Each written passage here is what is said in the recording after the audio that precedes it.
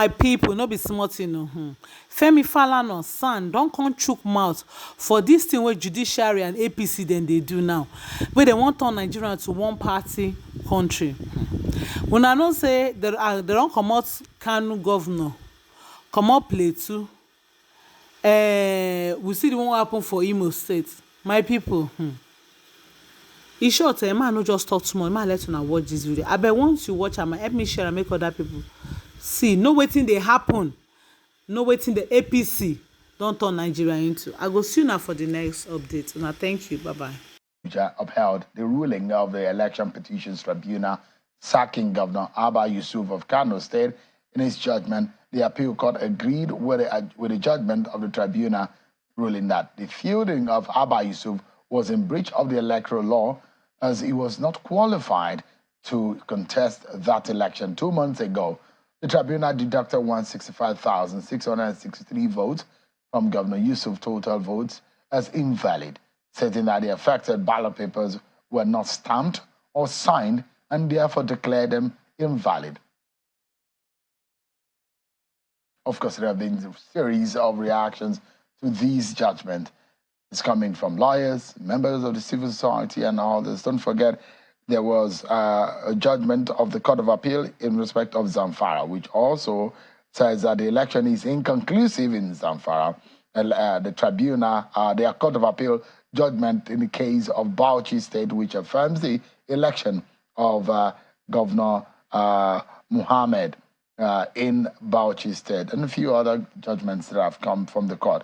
Well, civil society organizations, lawyers, National Assembly lawmakers have started a conversation on electoral reforms in Lagos, the retreat held on Friday and Saturday. And amidst all of that, President Bola Tinubu has been dragged to court over the appointment of the resident electoral commissioners for the Independent National Electoral Commission, INEC, by some concerned groups, various groups under the aegis of the Socio-Economic Rights and Accountability Project Serap, Budget, and 34 concerned Nigerians filed the lawsuit against President Tinubu at the Federal High Court in Abuja on Friday. Tonight, I'm being joined by a senior advocate of Nigeria and rights activist, Mr. Femi Falana, to share his perspectives on some of these fundamental, major issues in the land. Thank you so much indeed, Mr. Falana, for joining us tonight. Thank you, Sean. I'd like to begin by getting your views on the Court of Appeal judgment. If you look at the judgment in Lagos, for example, and you compare with the judgment in Plateau State, it's a case of different strokes for different folks, and there are those who will draw an inference to say they're fundamentally a similar scenario playing out, but the judgments were not the same. How do you appraise some of the judgments coming out of the court based on the election of 2023? Well, in the first place, Sean, as I have repeatedly made clear, the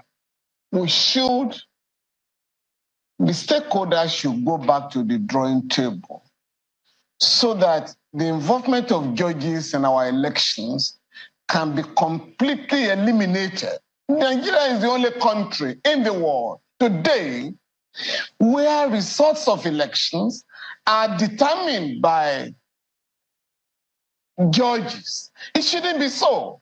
We have just witnessed in Liberia, a country that Nigeria assisted to restore political stability. We've just witnessed an election there.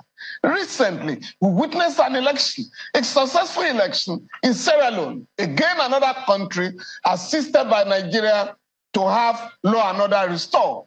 So if these countries can organize elections, why are we asking judges to determine the result of our elections with respect to the decisions of the Court of Appeal? That is not the end of the road.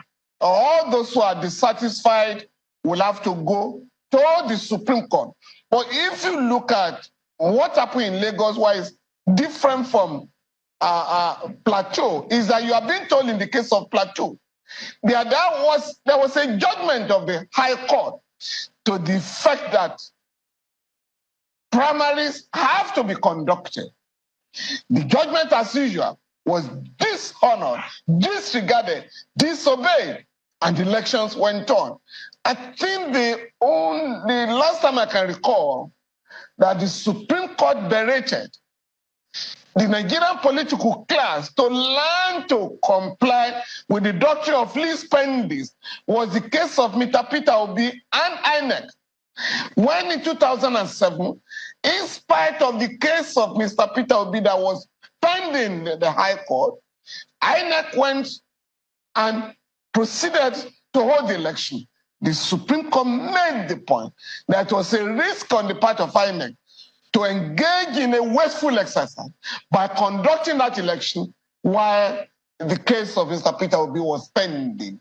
Now, if we are being told here that the court ordered the primaries be held and the primaries were not held, and the election took place on the basis of the primaries that were not held, there are problems. I do hope that the Supreme Court will make a definitive pronouncement on this. Again, it's different from Kano, where you are being told now that voters can be punished. It's a very dangerous judicial policy to punish sanctioned voters for the mistake of electoral officer. We are being told here that 165,000 votes are wasted.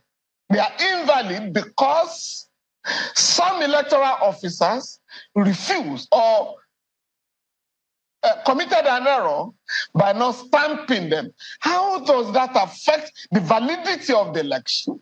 If you recall again the case of Yaradua, Buhari and Yaradua, even the election material, the ballot papers were not serialized, they were not marked, but the Supreme Court came to the conclusion that the petitioner, General Buhari on that occasion, did not impeach the integrity of the election. So I do hope that this time around the Supreme Court will again resolve this needless controversy surrounding the stamping of ballot paper by INEC officials who have not been recommended for any discipline or any sanction. So this is why these judgments will have to be reviewed.